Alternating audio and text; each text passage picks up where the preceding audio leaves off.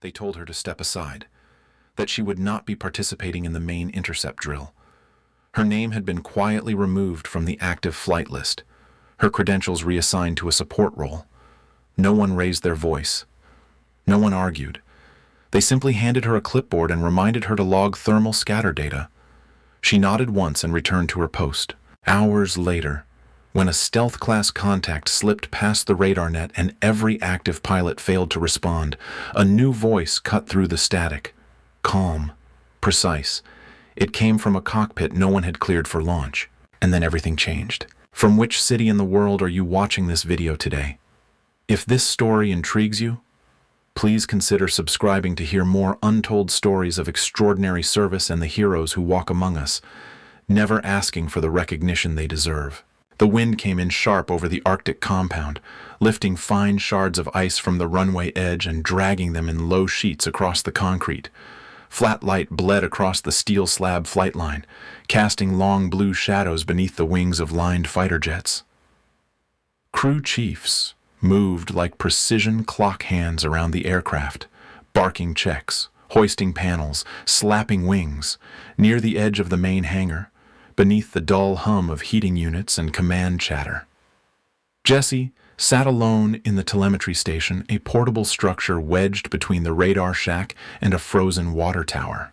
Her desk was small and angled awkwardly beneath a frost-clouded window. The interior smelled like old graphite and plastic sheeting.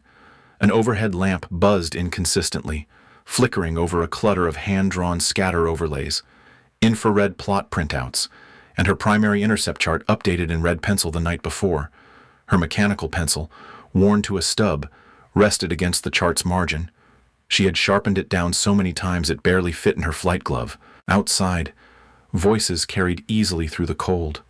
One pilot, voice pitched to Carrie, declared that if the wind kept cutting sideways like this, they'd have to recalibrate in the air. Another called back that real pilots preferred it that way. Someone laughed. No one referenced the telemetry team. Certainly not Jessie. At briefing hour, the pilots assembled near the field podium, where a wide digital board displayed the day's intercept sectors. Colonel Donovan Rourke stood front and center in a pressed parka with his call sign stitched clean over his chest. The French and Norwegian squadrons flanked the local Strike Eagle teams, their postures casual, their banter sharp-edged with anticipation.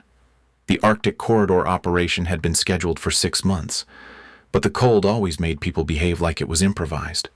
Jessie stood behind the third row, clipboard in hand, notes unrequested. Rourke opened with weather stats, then outlined the staging sequence. He spoke fast and hard, voice clipped from years of briefings no one dared interrupt. After explaining the overlapping no-fly buffer protocols and the thermal decoy protocols for the final segment, he let the room settle. Then he glanced briefly toward the telemetry table, where Jessie stood without acknowledgement.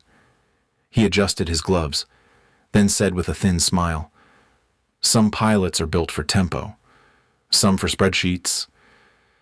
That's what makes the team work." There were chuckles light, polite, stinging. The joke wasn't about her directly. It didn't have to be. Later, back in her station, Jessie ran another recursive filter on scatterwave anomalies. The data was noisy, some of it by design, since the drill involved spoof elements and thermal ghosting for testing pilot response. But even so, a pattern had begun to form, small deviations in heat drop-off along the corridor's eastern quadrant. It wasn't sharp enough to register as an incursion, but it wasn't fully synthetic either. She cross-referenced previous logs, checked timestamps, then circled one node in red. No one had asked her to. They never did. The corridor itself stretched like a long seam between monitored NATO airspace and neutral drift territory. On maps, it looked stable, but Jessie had been watching it for 3 weeks, and something about it felt wrong. Too many cold spots appearing without return. Echoes. Not simulated. Just faint. Her report bin was 3/4 full. Most of the logs inside had never been read. She still filed them daily, labeled in careful handwriting, each with a hand-drawn corridor graphic taped to the front. Her own name wasn't typed anywhere. That afternoon, as the Strike Eagle teams ran mock intercepts near the outer buffer, Jessie sat with her headphones half on, listening to heat bloom differentials whisper across the screen. Her fingers tapped slowly against the telemetry input console, adjusting line width, smoothing return data, drawing a thermal arc where none should exist. A pair of younger pilots passed outside, flight suits zipped and helmets clipped. One of them, grinning, waved toward the station. "How's the lab coat life treating you?" he asked. The other added, "Keep the charts warm for us." Jessie didn't look up. She marked a secondary echo in the northeast vector and notated the angle. She had already predicted that shift 6 hours earlier. She didn't need a radar lock to know where it was headed. She just needed someone to care. Her unused flight gloves rested at the corner of the desk. She hadn't put them on in 3 months, but she still cleaned them weekly. That evening, the base mess served hot lentils and rice. Jessie took her tray late, after the main crowd had cleared. She sat near the end of a long table where no one else had settled, facing the west windows. The glass had frosted unevenly, catching the edge of sunset, like thin ice on concrete.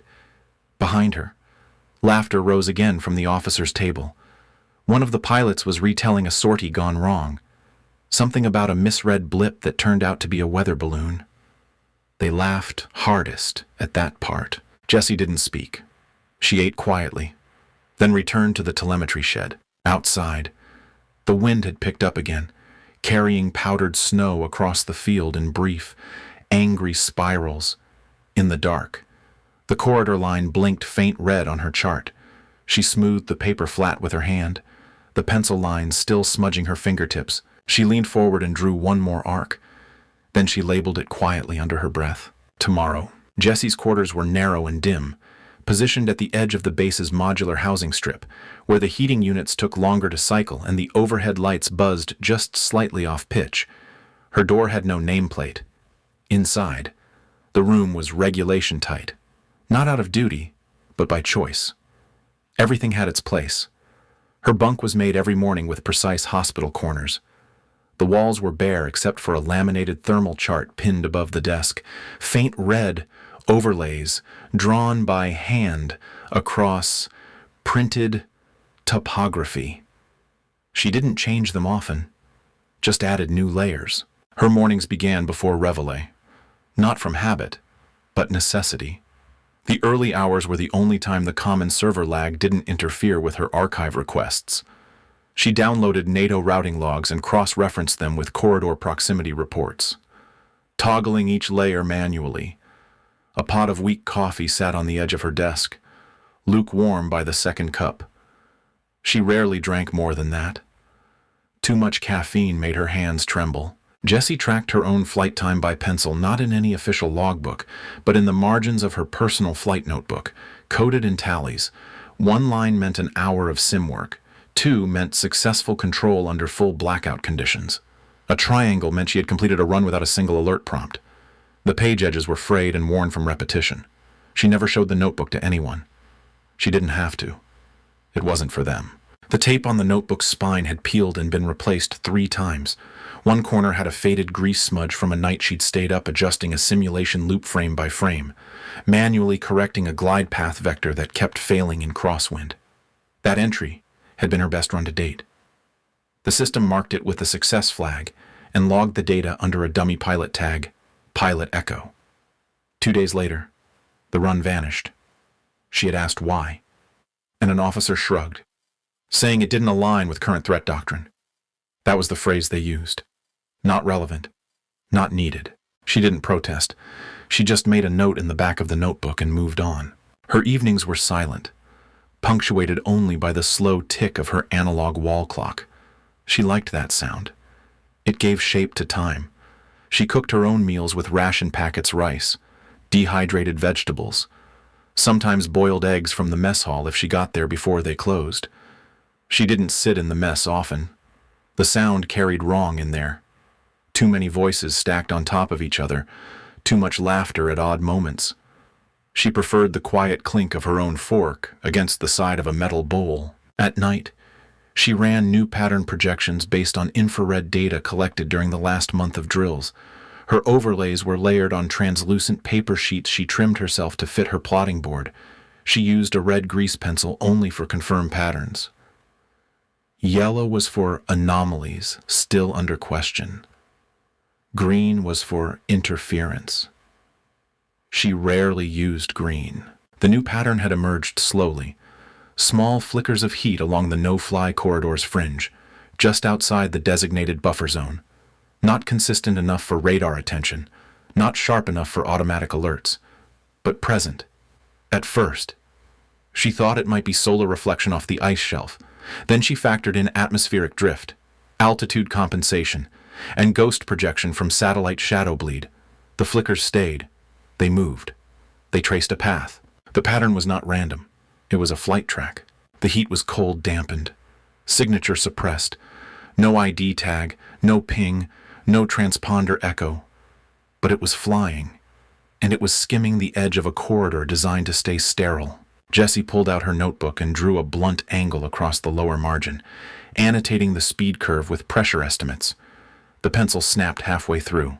She replaced it with a stub from her desk drawer. Sharpened to the nub, she finished the line and marked it with red. This wasn't simulation interference. It was behavioral repetition. Someone, or something, was testing the corridor. She sent a query to Central Logs asking for raw altitude compression data for Quadrant 6. The reply came back automated data under external validation. No release granted. That was the third time this week.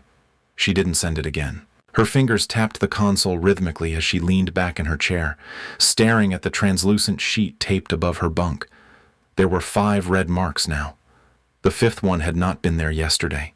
She didn't believe in coincidences. Not at this altitude. Not near the corridor. In the storage cabinet beside her cot, she kept an old pair of flight gloves folded inside a sealed bag. The left one had a stitch unraveling at the palm. She had repaired it twice. The right still bore the call sign that had never been activated Dagger 3. She had never worn it publicly, but it was stitched clear, black on white. Someone had to fly under that name eventually. When the wind howled across the outside wall, Jessie paused her notes and listened. The sound reminded her of her first sim chamber rotation, before the module had been upgraded, when cold would slip through the seals and make the yoke feel brittle. Her instructors had told her not to overthink the data. Trust the HUD. Trust the algorithm. She hadn't, and she had passed with 100.0 percentile score. They deleted that run too, at midnight. She opened her last set of corridor returns and let the thermal arc roll across the screen. She didn't blink. The signature came faint, curved just like before. Entry, drift, drop, exit on a line too clean for weather and too irregular for artifact. She noted the timestamp and traced the arc onto her map. 5 entries, 4 exits, 1 still unknown. She didn't speak aloud, but as her hand moved across the graph, tracing 1 more red arc, she knew. This wasn't noise. It was a pilot, and they were learning the corridor faster than anyone else realized. The operations control room glowed with soft blue overheads and the shifting light of monitor arrays. Screens blinked with radar returns, flight paths, and sector overlays, each trimmed in the coded colors of the drill. A low murmur hung in the air, technicians adjusting filter levels, analysts reporting status markers, radio operators switching between simulation frequencies. The hum of confidence settled over everything like a weighted blanket.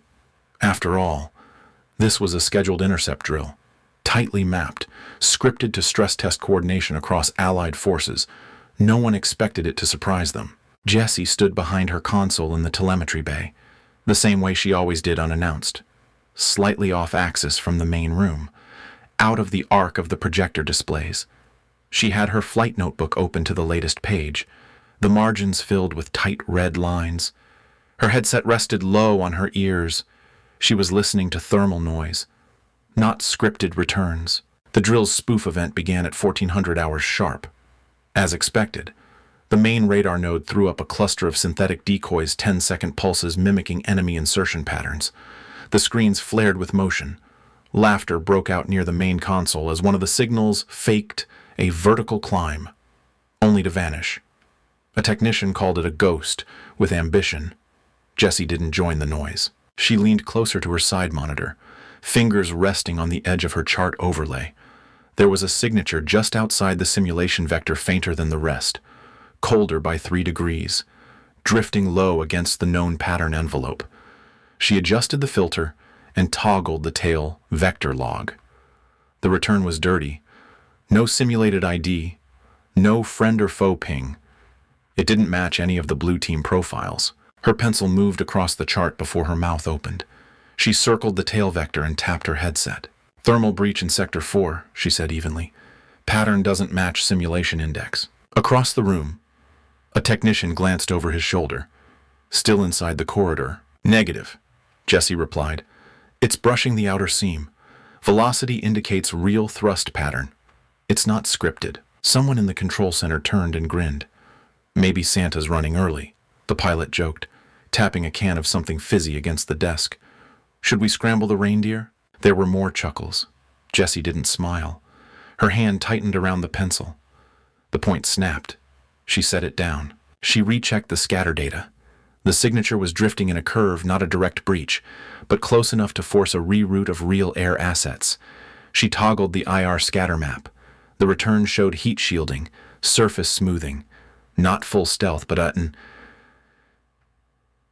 inauchi to bend around detection unless someone was looking from the side.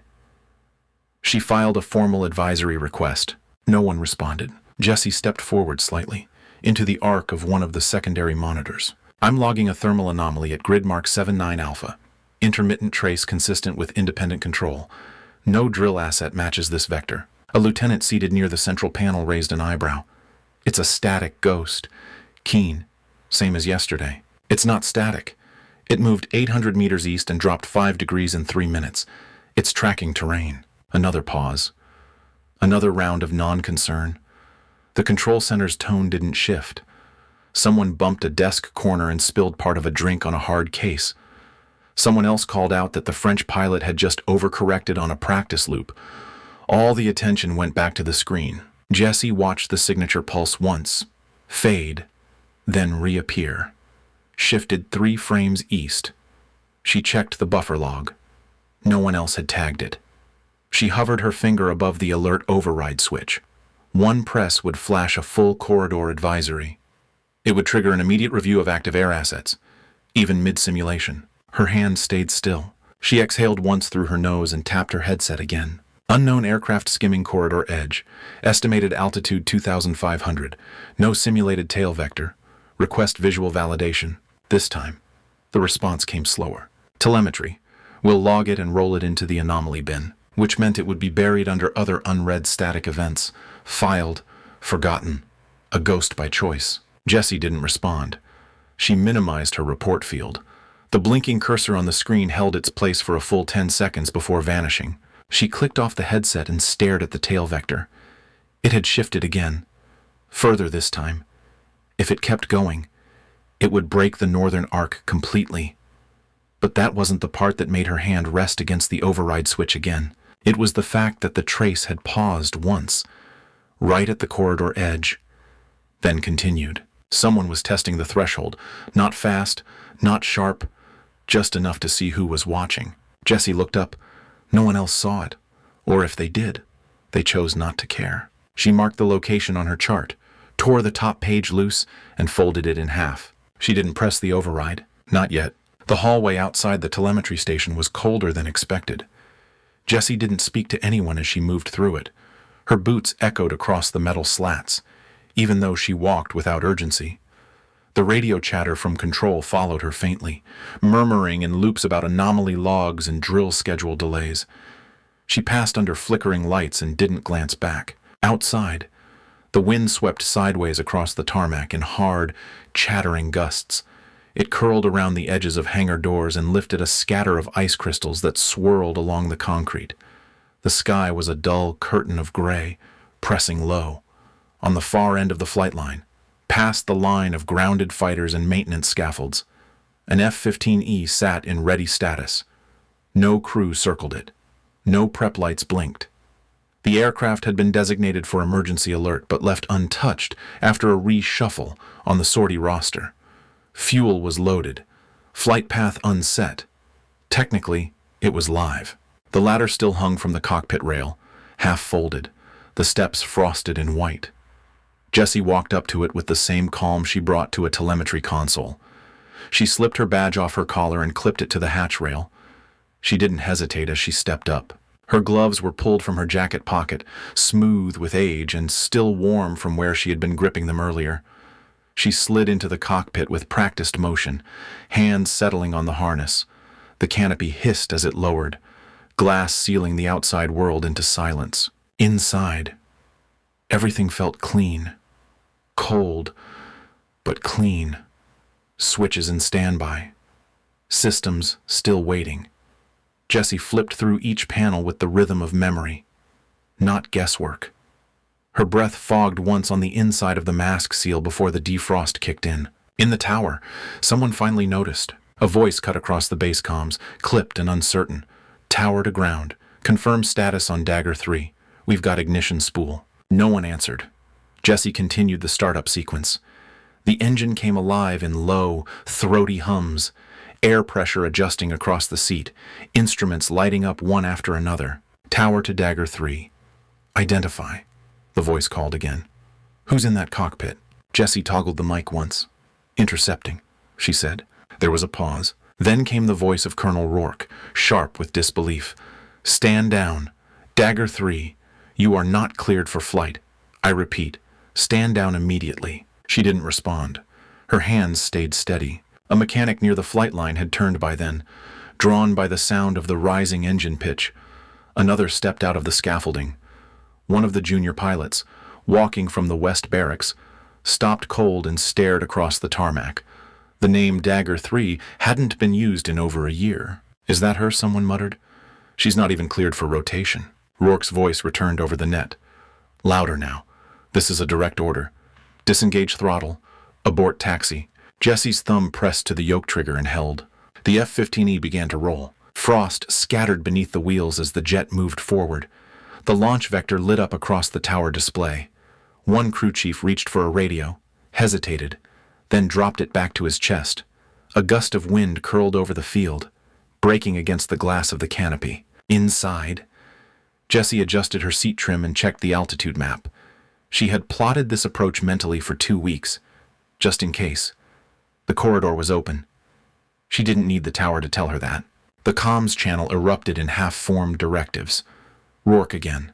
Then another controller, followed by a tech trying to pull old credentials.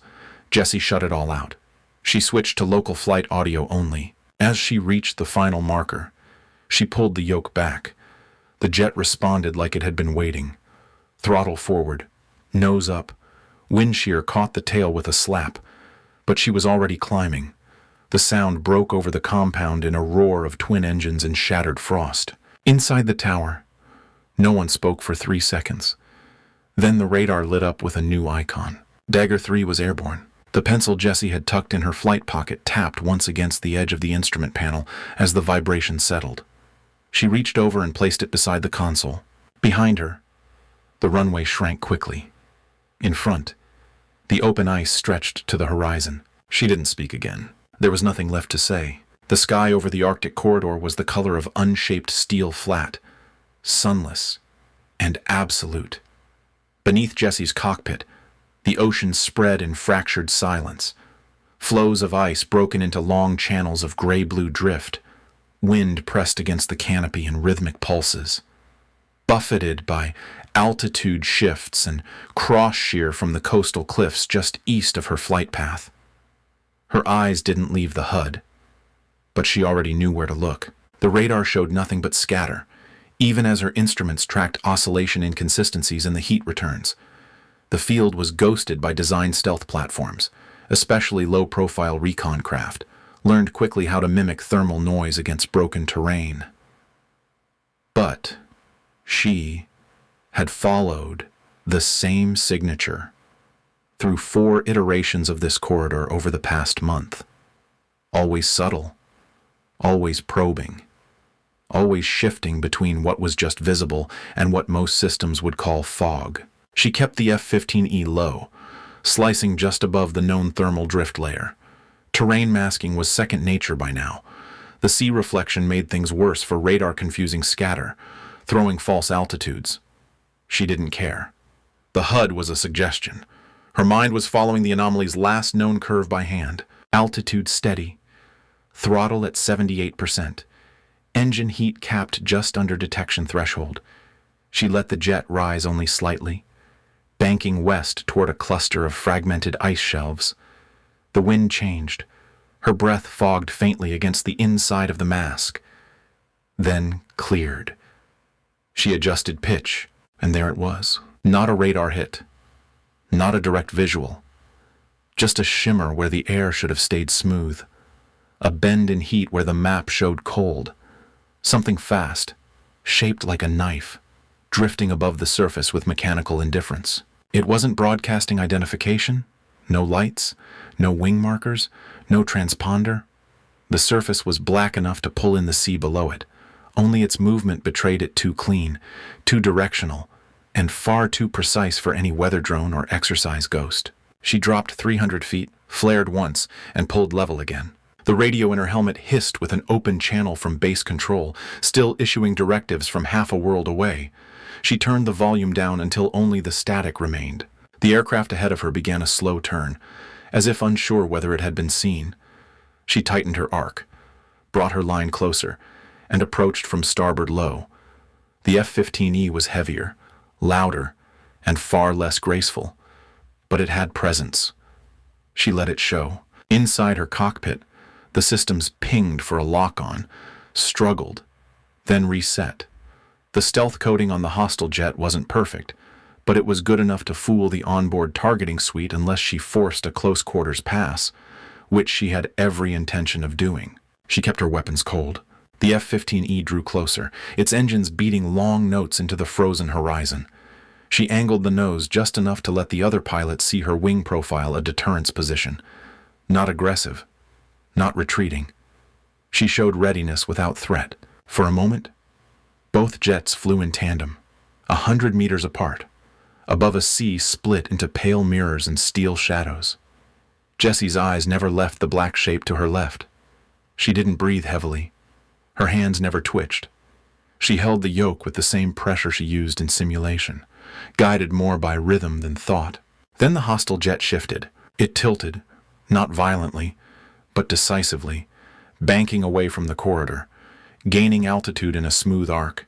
No countermeasure, no message, no attempt to cross again. Jessie didn't follow. She watched it fade into the horizon, its profile flattening into haze as it vanished behind a curtain of clouds.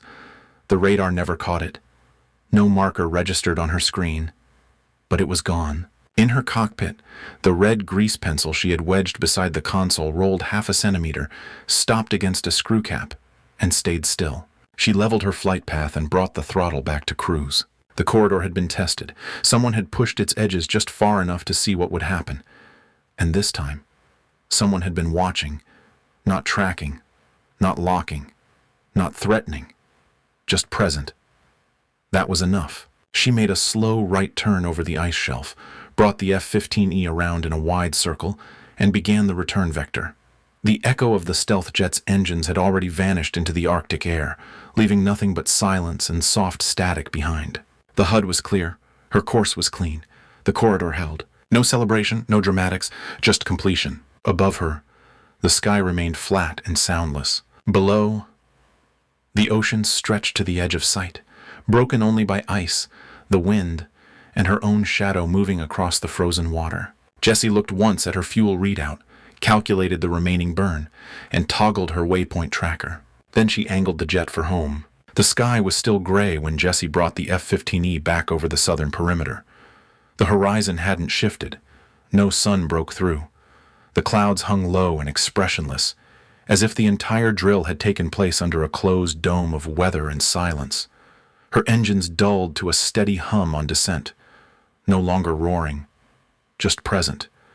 The airstrip came into view without ceremony. There were no lights flashing, no hands waving her in. As she touched down, The tires hissed briefly across the frosted concrete. Her jet slowed. The canopy stayed sealed. No voice called her name. But she noticed, even before braking to full stop, that the hangar doors were no longer closed. A mechanic stood near the outer scaffolding, arms folded. A tech officer hovered near the ground line, radio in hand but not lifted to his mouth. The control tower's outer windows reflected the gray field below, and inside, shapes had gathered. Quiet ones. Jessie rolled to the end of the taxi path, powered down, and opened the canopy latch. It hissed like breath escaping. She didn't rush. She removed her gloves, unbuckled her harness, and climbed down with the same rhythm she'd used getting in. No one approached, but no one looked away either. By the time she stepped onto the pad, her boots touched down with the softest sound. She walked alone, helmet under one arm, red grease pencil in the other hand. A few faces turned. One radar officer said quietly to no one in particular, "That wasn't a sim."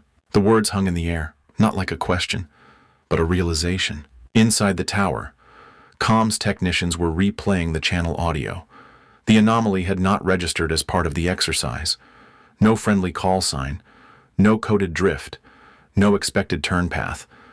The flight data Jessie submitted minutes after touchdown matched none of the simulation bank. The corridor had been tested by something not scheduled, not invited, and it had turned away. Word traveled faster than orders. Someone said they saw the replay. Someone else mentioned the radar echo that flickered just once and vanished when she pulled alongside it. It was real. The only question left was why no one else had seen it. Colonel Rourke stood by the upper command station. He held a data pad that displayed the full flight record. Time-stamped. Logged. She had acted without clearance. She had left the ground in an aircraft she wasn't assigned. She had not fired. She had not spoken. And yet, she had done what every other pilot had missed. He didn't say a word. He looked down at the file. His hand moved once. Then he signed, an hour later. Jessie returned to the telemetry station. The room was colder than before. No one was inside. Her workstation still glowed faintly from the screen's backlight, a soft trace of thermal overlays scattered across the corridor map.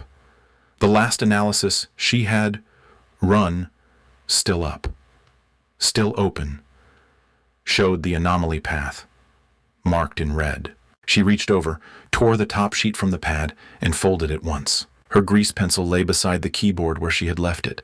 She tucked it into her pocket without comment. A knock came at the outer frame. She turned slightly. It was the base clerk, not speaking, just holding a sealed folder in both hands. He didn't ask for acknowledgement. He didn't say congratulations. He simply extended the file and nodded once. Jessie took it. She waited until he walked away before opening it. Inside was her mission log. Clean formatting, no commentary. The top line carried her full name. The flight ID field had one new entry, Dagger 3. Her call sign, formally reinstated. The signature at the bottom belonged to Colonel Rourke. No embellishment. No preamble. Just ink and confirmation. She folded the paper once, slid it between the back pages of her flight journal, and closed the cover. No applause came. No one queued for interviews. A few murmurs lingered in the air, but no one challenged her. No one asked for explanation. The threat had come and gone.